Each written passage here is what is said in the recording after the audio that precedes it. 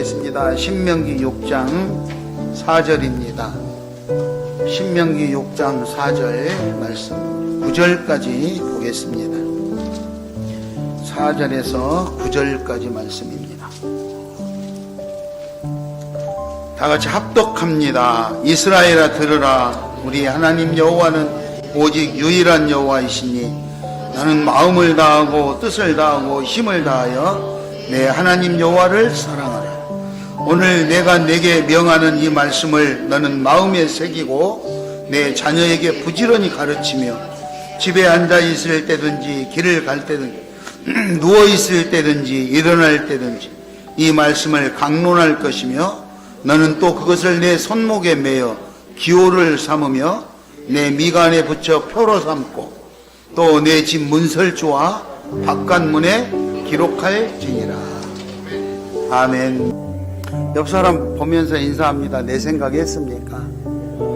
이번 명절에는 먹을 것도 상당히 좋은 음식 많이 준비했을 텐데 어떻게 내 생각 해봤는지 다시 한번 합니다. 얼굴 옆에 보고 내 생각했습니까? 저한테는 부친 게 한 조각도 안 주더라고. 얼마나 맛있는지 또 말도 안 하고. 예, 명절 잘 지내고 계실 줄 믿습니다. 명절이 돌아오면 풍요로운 사람, 명절이 풍요롭고 넉넉하게 그렇게 지낸 사람도 있을 것이고, 또 어려운 사람들은 힘들게 지내지 않겠습니까? 저는 언젠가 그런 생각을 한번 해본 적이 있어요. 이 설하고 추석 둘 중에 하나를 좀 없앴으면 좋겠다, 그런 생각이 들 때가 있더라고요. 왜냐? 내가 그거를 받을 때에는 두 개가 다 있으면 참 좋았는데 어느 날부터 내가 다 이게 챙겨줘야 될 입장이 되니까 추석에서 설이 너무 빨리 돌아오는 것 같다. 추석 때 챙기고 나서는 금세 또 설이 와가지고 또 이게 선물을 또 사가지고 가야 되니까 1년에 2번씩 너무 힘들어서 하나를 좀 없앴으면 좋겠다. 이 말은 누구나 다 자기 입장에서 생각을 하겠죠. 받는 사람 입장에서는 야, 추석이나 설이 몇 번 더 있었으면 좋겠다, 이런 생각하지 않겠습니까? 사람마다 다 하겠죠. 명절을 보내면서 아마 사람들마다 생각하는 것도 있었을 거예요. 풍요로운 사람, 본인이 성공을 해서 많이 넉넉한 생활이 됐던, 부모님에게 물려받은 것이 많아서 넉넉하게 됐던 풍요로운 사람은 풍족한 명절을 보냈을 것입니다. 본인이 잘 아직 이렇게 만들지 못했거나 아니면 부모에게 물려받은 것이 없거나 어쨌든 어려운 사람은 이래저래 어려울 수밖에 없었겠죠. 그렇잖아요. 내가 가진 것이 좀 부족해도 우리 부모님이 넉넉하다면 그 부모님 집에 가가지고 풍족하게 준비해 놓은 음식을 먹으면서 명절을 잘 보냈었겠지만, 그렇지 않는 나도 어려운데 우리 부모님도 어렵다 그러면 다 같이 어렵지 않겠습니까? 제가 노인복지를 하다 보니까요, 많은 어르신들이 명절이 되면 즐거운 명절이 돼야 되는데 힘들고 외롭다, 그런 말씀들을 하세요. 왜 그러나 봤더니 평소에는 경로당에서 친구들하고 모여서 재미있는 놀이도 하면서 그렇게 즐겁게 놀았는데 이 명절이 되면 자기 자녀들이나 이렇게 방문이 된다고 경로당에도 오지 않고 안 와요. 그러면 나는 찾아올 사람이 없는, 나는 친구들하고 놀아야 되는데 안 오니까 너무 힘들잖아요. 제가 아는 목사님은 명절인데 뭐 하냐 그랬더니 집에서 라면 끓여 먹으려고 그런다고 그러더라고. 그래서 당신도 이제 독거노인 됐네, 내가 그랬더니 웃더라고요. 사람마다 형편과 처지는 다르겠죠. 자, 문제는 그럼 나는 어떻게 지내고 있으며 이 다음에 내 자녀들, 내 후손들은 어떻게 지낼까? 본인들이 넉넉하고 풍요롭게 지내면 참 좋겠지만 본인들이 여러 가지 면으로 부족할 때는 부모님이 뭔가 물려준 것이 있어서라도 좀 넉넉하고 그리고 행복하고 즐거운 그런 삶을 살아야 되지 않겠습니까? 아마 모든 부모님들이 자녀들이 행복하고 넉넉하게 그렇게 살기를 바랄 것입니다. 부모가 자녀들에게 물려주는 것을 유산이라고 합니다. 유산. 유산은 뭐 여러 가지가 있겠죠.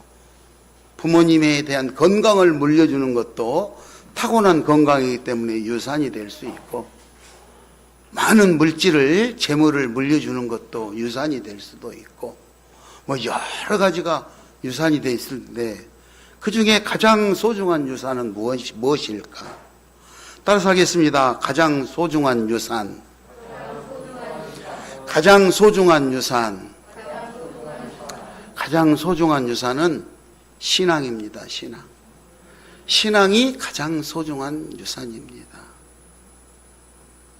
마태복음 22장 36절에 보면요, 어떤 율법사가 예수님을 찾아옵니다. 그리고 예수님한테 묻습니다. 선생님, 율법 중에서 어느 계명이 가장 큽니까? 그리고 예수님한테 묻지요. 그래서 예수님께서 마음을 다하고 목숨을 다하고 뜻을 다해서 주 너의 하나님을 사랑해라. 이것이 크고 첫째 되는 계명이니라. 이렇게 말씀을 합니다. 하나님을 사랑하는 것이 가장 큰 계명이다 이거죠. 율법사가 와서 물었을 때 예수님은 그렇게 답변을 하였습니다. 하나님 사랑이 가장 크고 첫째 가는 계명이라고 그렇게 말합니다. 그런데 우리는 어떻게 합니까? 하나님 사랑 가르치기보다 돈을 어떻게 보면 잘 벌까 이거 가를 수 있어요. 돈을 어떻게 보면 잘 벌까. 자, 그래서 오늘 가장 소중한 유산 본문 신명기 6장 4절 이하 5절에서는 하나님 사랑이 얼마나 소중한가에 대해서, 그리고 6절 이하 9절에서는 그 소중한 하나님의 말씀을 어떻게 기억하고 잊지 않고 기억해서 지켜야 될까, 그 내용이 나오고요. 10절 이하 25절까지는 이 계명을 지키지 않았을 때 어떠한 불이익이 있는가, 불순종에 대한 경고까지가 오늘 신명기 6장에 등장을 합니다.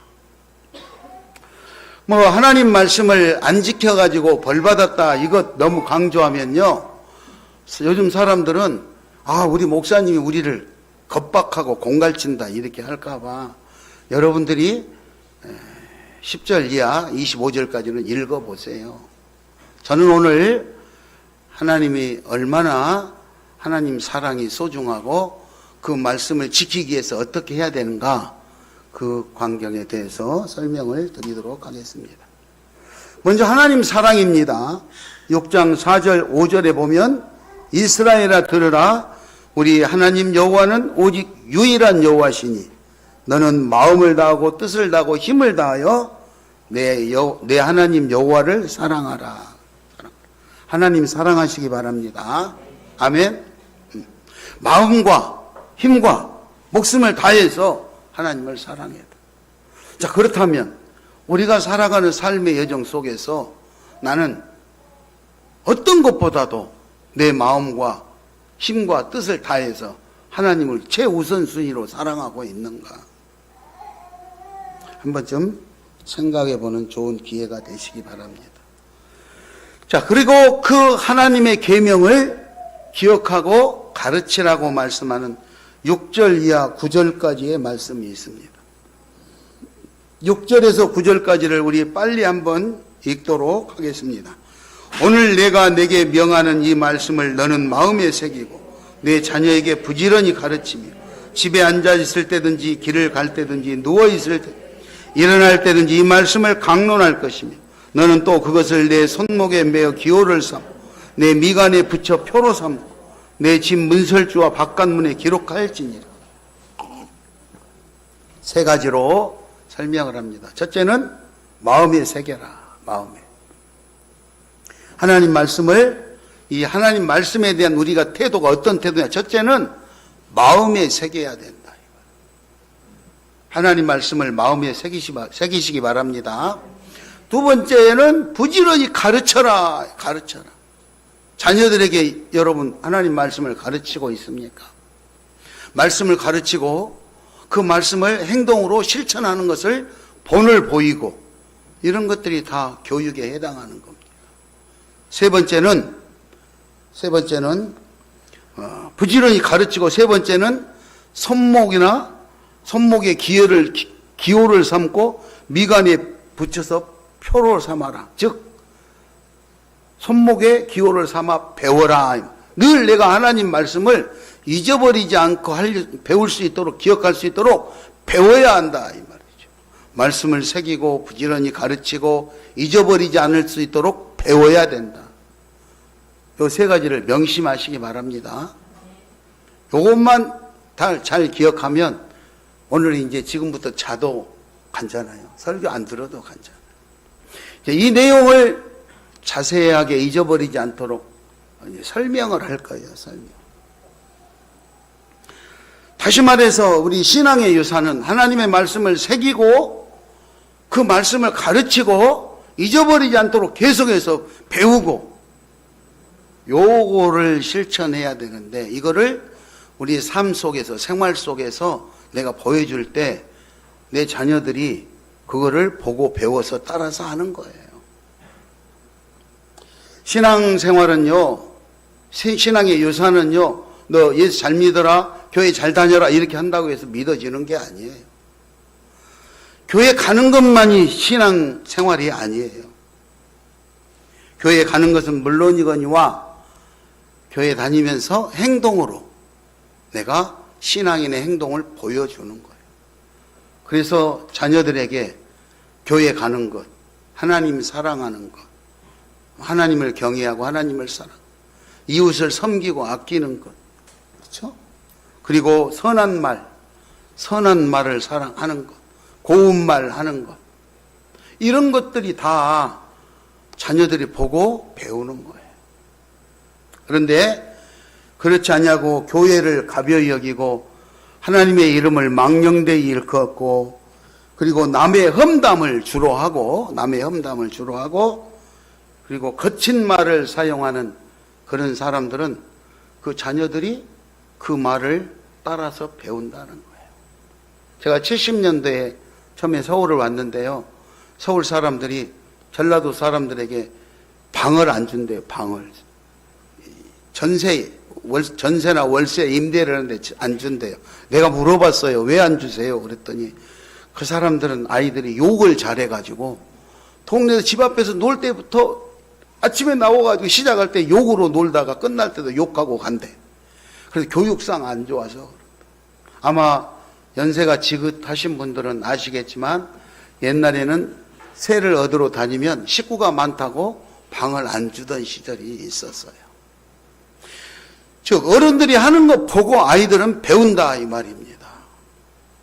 그러니 내가 신앙생활을 어떻게 하느냐에 따라서 우리 자녀들이 그거를 보고 배운다는 것이죠.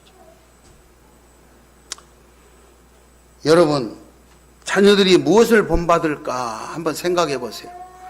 내 자녀들이 나를 보고 무엇을 본받을까? 그렇게 된다면 하나님 안에서 신앙생활을 할 때 무엇이 옳은지, 그죠? 무엇이 옳은지, 어떤 신앙생활이 존경을 받는지, 이런 걸 한번 생각해 보세요. 방송에 기독교인들에 대한 별로 불미스러운 일이 방송에 나오면 거품을 불고 비토를 하고 공격을 하면서 자기들도 그와 같은 신앙생활을 하고 있다면 누가 인정을 하겠습니까? 그렇죠? 그래서 방송에 그런 것이 나오면 그거를 안티 역할로 토론하기 전에, 공격하기 전에 나는 그러면 어떻게 살고 있을까? 자신을 한번 비춰봐야 될 기회로 삼아야 되지 않을까 싶습니다. 여러분은 주변의 사람들과 만날 때 남을 험담합니까? 남을 칭찬합니까? 고운 말을 사용하십니까? 거친 말을 사용하십니까? 고운 말 사용하시기 바랍니다. 옆 사람한테 한번 물어보세요. 고운 말을 사용합니까? 물어봐요. 거친 말 사용합니까? 고운 말 사용합니까? 한번 물어봐요. 내 자녀들에게도 훈계할 때 성경 말씀으로, 주의 말씀으로 훈계하고 양육하라 그랬으니까 알아듣게끔 해야 되는데 소리 지르며 욕하며 막 훈계를 한다. 그러면 어떻게 하겠냐 이거죠. 교육적이 아니라고 볼 수 있죠.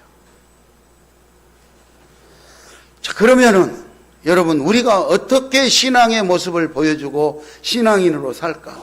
내가 교회 목사인데 나는 목사라고, 나는 교회 목사입니다. 나는 시온교회 담임 목사입니다. 이렇게 말했을 때 사람들이 역시 목사님이 뭔가 좀 다르더라고요. 처음부터 좀 일반인이 아닌 것 같이 제가 봤어요. 이렇게 해야 되는데 제가 시온교회 목사님, 이게 좀 발음이 잘 안 나와요. 목사입니다. 이렇게 했더니 저런 사람이 목사야? 이렇게 나온다면 제 신앙생활에, 제 행동에 뭔가 문제가 있지 않겠습니까? 자, 그렇다면 자기소개서를 한번 만들어 보는 걸로 하고 잘 들으시기 바랍니다. 여러분이 누구한테 말을 하는데 속으로 한번 생각해 보면 돼요. 자, 예수님은 자기소개를 어떻게 했는가? 오늘 본문 말씀을 쭉 읽어 드릴 테니까 여러분도 거기에 비유해서 한번 해보시기 바랍니다. 요한복음 6장 35절에 보면 예수님은 나는 생명의 떡이니 내게 오는 자는 결코 줄이지 아니할 터이요 나를 믿는 자는 영원히 목마르지 아니할 것이다. 나는 생명의 떡이다. 나한테 오는 자는 결코 줄이지 아니할 것이다. 나는 생명의 떡이다 한다면 가난하고 배고픈 이웃이 찾아와서 뭔가 나한테 도움을 요구한다면 나는 그들에게 조금이라도 내 먹을 것을 나누어 주고 있는지, 아니면 구걸하러 온 통까지 뺏어서 던져버리는지 자신을 한번 내 이력서요. 나는 이런 사람이라고 말할 수 있죠. 요한복음 8장 12절에 나는 세상의 빛이다 그랬습니다. 나는 세상의 빛이다. 나를 따르는 자는 어둠에 다지지 아니하고 생명의 빛을 얻으리라. 나는 빛이다. 여러분, 우리가 예수 믿는 사람이고 예수의 사람인데 다른 사람에게 희망을 줄 수 있는, 소망을 줄 수 있는 사람입니까? 아니면 내가 만나는 사람마다 절망하고 낙심하고 포기하게 만드는 그런 부정적인 삶을 살고 있습니까? 예수님은 나는 빛이다 말씀, 세상이 빛이 되시기 바랍니다. 아멘. 요한복음 10장 9절에 나는 문이니 누구든지 나로 말미암아 들어가면 구원을 받고 또 들어가며 나가며 꼴을 얻으리라. 내가 문이다. 예수님은 내가 양의 문이다 이렇게 말씀하신 거예요. 그러면 우리가 예수 믿는데 나를 만남으로 인해서 예수를 알게 되고 하늘나라로 가는, 천국 시민으로 가는 구원의 통로 역할을 하고 있는지, 아니면 나만 만나면 상처받아가지고 교회에 절대로 가고 싶지 않다 이렇게 부정적인 인물로 바뀌는 건지. 요한복음 10장 11절에 나는 선한 목자라. 선한 목자는 양을 위해 목숨을 버린다. 내가 선한 목자 역할을 하고 있다면 하나님을 위해서 내 목숨을 내놓고 내 이웃을 위해서 내 목숨을 내놓을 수 있는 그런 예수의 사랑이 내 안에 있는 건지. 요한복음 11장 25절에 나는 부활이요 생명이니 나를 믿는 자는 죽어도 살겠고, 요한복음 14장 6절에 내가 길이요 진리요 생명이니 나로 말미암지 않고는 아버지께로 올 자가 없느니라. 예수 아니고는 하나님께로 갈 수가 없다 이 말이에요. 믿으십니까? 그러면은 내 아들이, 내 자녀들이 하나님 나라에 가게 하기 위해서는 반드시 예수를 소개하고 가르쳐야 될 거 아닙니까? 그런데 안 하고 있다. 어떻게 하겠다는 거예요? 요한복음 15장 5절에 나는 포도나무요 너희는 가지라. 그가 내 안에 내가 그 안에 가면 열매를 많이 맺을 것이고 나를 떠나서는 아무것도 할 수 없을 것이라고 말씀하셨습니다. 나를 예수님은 내가 이런 사람이라고 소개하고 있습니다. 여러분, 예수 믿고 다 사는데 몇 년을 신앙생활 하셨습니까? 나는 어떤 사람입니까? 한번 생각해 보십니다. 어느 것이 진짜고 어느 것이 거짓인지 한번 생각해 봅니다. 요한 1서 2장 22절에 거짓말하는 자가 누구냐? 예수께서 그리스도임을 부인하는 자마다 거짓말을 하는 자다. 아버지와 아들을 부인하는 자가 적 그리스도니라 그랬어요. 적 그리스도. 여러분, 누가 거짓말을 합니까? 오직 하나님을 인정하고 하나님 사랑하고 하나님의 약속의 말씀을 기억하려고 하는 그가 진짜인 줄 믿으시기 바랍니다. 그런데 그 외에 다른 것이 최우선주의라고 따라다니면 문제가 있다는 거예요. 오늘 6장 4절에서 이스라엘아 들으라, 우리 하나님 여호와는 오직 유일한 여호와시다. 유일한 여호와시다. 답은 예수 그리스도 뿐입니다. 여러분이 물려주고자 하는 유산이 있다면, 여러분이 후손들에게 남겨주고자 하는 것들이 있다면 무엇을 남겨주시겠습니까?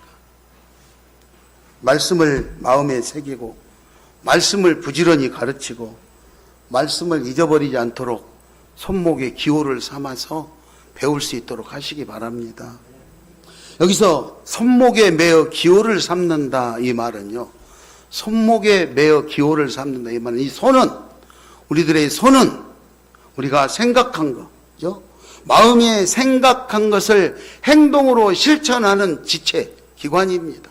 머리에 생각한 것을 실질적으로 행동으로 나타내는 것이 손이다, 이 말이에요. 그래서 이 손에다가 늘 기호를 삼아가지고 하나님 말씀을 잊어버리지 않도록 해라, 이거죠. 8절에 미간에 붙여 표로 삼고, 그래. 이 미간에 붙여서 표로 삼아라, 이 말은 무슨 일을 만났을 때 사고와 판단의 기준이 된다는 거예요. 사고와 판단의 기준. 그래서 내가 이렇게 생각할까, 저렇게 생각할까, 그렇게 생각할 때 하나님 말씀을 미간에 붙여 표로 삼아라, 이 말은 우리가 무엇이든지 생각하고 판단하고 결정을 내릴 때는 하나님의 말씀을 기준으로 하라는 뜻이에요. 여러분, 세상의 기준으로 삼는 것이 아니라 하나님의 말씀을 기준으로 삼으시기 바랍니다. 아멘. 이스라엘아 들으라, 이렇게 했는데요, 오늘날 여러분 이스라엘을 한번 생각해 봅시다. 이스라엘은 세계 열방 중에 어느 정도의 역할을 하고 있을까? 우리가 듣기로는 경제를 좌지우지하는 그런 인재들이 많아서 미국 경제를 주도해 간다고 들었습니다. 여러분, 이스라엘 땅은요, 국토가 세계에서 150인가 된대요. 우리나라 강원도 정도의 크기밖에 안 된다고 들었습니다. 그 작은 땅에 무슨 지하자원이 있겠습니까? 뭐가 있겠습니까? 아무것도 없어요. 그런 그 나라가, 우리나라가 45년도에 해방되었던 것처럼 이스라엘도 2000년간 방황하며 생활했고요, 나치들한테 600만 명이 학살을 당하면서 전체 인구가 몰살당할 같은 그런 위기에 놓였습니다만은 48년도부터 시작해서 우리와 거의 비슷한데 지금은 세계 강국들의 대열에 끼어가지고 세계를 주도해 나가는 그런 역할을 하고 있습니다. 그들이 조상님들에게 무엇을 유산으로 받았을까요? 국토를, 넓은 광활한 국토를 받았을까요? 아니면 나라에 엄청난 재산이 있는 것을 받았을까요? 지하자원이라든가? 아닙니다. 이스라엘 백성들은 하나님 신앙을 유산으로 물려받았다는 사실입니다. 우리 후손들이 어떻게 앞으로 지나갈지, 앞으로 살면서 어떤 어려움을 당할지 우리는 아무도 모릅니다. 우리가 아무리 큰 재물을 물려줘도 그 재산을 관리하지 못하면 힘들고 어려워질 수밖에 없어요. 신앙을 유산으로 꼭 물려줄 수 있기 바랍니다. 금번 명절 때 여러분 가족들 모여서 무엇이 주제가 됐는지, 정치가 주제가 됐는지, 복권 맞는 것이 주제가 됐는지, 뭐가 됐는지 모르지만 항상 신앙을 꼭 자녀들에게 유산으로 남길 수 있는 멋있는 신앙생활을 할 수 있기 바랍니다. 돈이 많으면 다 해결될 것 같죠? 성경에 보면은요, 부자 청년의 근심이 이야기가 나옵니다. 마태복음 19장 16절에 보면 15절에 보면요. 부자 청년이 예수님에게 찾아와서 물어요. 예수님, 내가 무슨 선한 일을 해야 영생을 얻을 수 있겠습니까? 하고 마태복음 19장 16절에 부자 청년이 예수님에게 와서 찾아와서 물어요. 그래서 예수님이 계명을 잘 지키십시오. 계명. 그리고 18, 19절, 20절까지 십계명에 해당하는 사람과 관계되는 계명을 늘 말합니다. 살인하지 말라, 간음하지 말라, 도둑질하지 말라, 거짓 증언하지 말라, 이런 십계명에 관계되는 말씀을 쭉 하시면서 부모 공경 잘하고 이웃 사랑, 이웃을 내 몸과처럼 잘 사랑해라, 이렇게 그 청년에게 말합니다. 이 청년은요, 예수님, 선생님, 제가 그렇게 다 하고 있습니다. 그거 외에 뭐가 또 있어요? 난 다 했습니다. 이렇게 말하죠. 그러자 예수님께서 마태복음 19장 21절에 당신의 소유를 다 팔아서 가난한 사람에게 나눠주십시오. 그리하면 하늘의 보화가 당신에게 임할 것입니다. 그리고 나를 따르십시오. 이렇게 설명을 하자 22절에 부자 청년은 근심하고 가버렸다 그랬어요.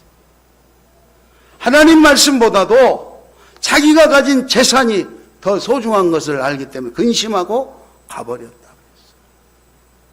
여러분, 자녀들에게 재산이 더 소중하면 오늘 본문 마태복음 19장에 나오는 부자 청년처럼 자기가 재물은 많이 가지고 있지만 삶의 만족을 느끼지 못하고 방황할지 모릅니다. 신앙을 꼭 유산으로 물려줄 수 있기 바랍니다. 그렇게 하기 위해서 우리는 하나님의 말씀을 마음에 꼭 새기기, 말씀을 마음에 따라서 합니다. 말씀을 마음에 새깁시다. 말씀을 마음에 새깁시다. 부지런히 가르칩시다. 부지런히 가르칩시다. 잊지 않도록 배웁시다. 잊지 않도록 배웁시다. 손목에다도 붙이고 미간에다 하고 문설주에다도 붙이고. 당시에 이게 문설주에다 붙였던 것은요, 우리들도 그러잖아요. 우리 보면은 부적 같은 거 붙이고 막 그러잖아요. 그런 거 붙이지 말고 하나님 말씀을 붙여놓으라. 하나님 말씀.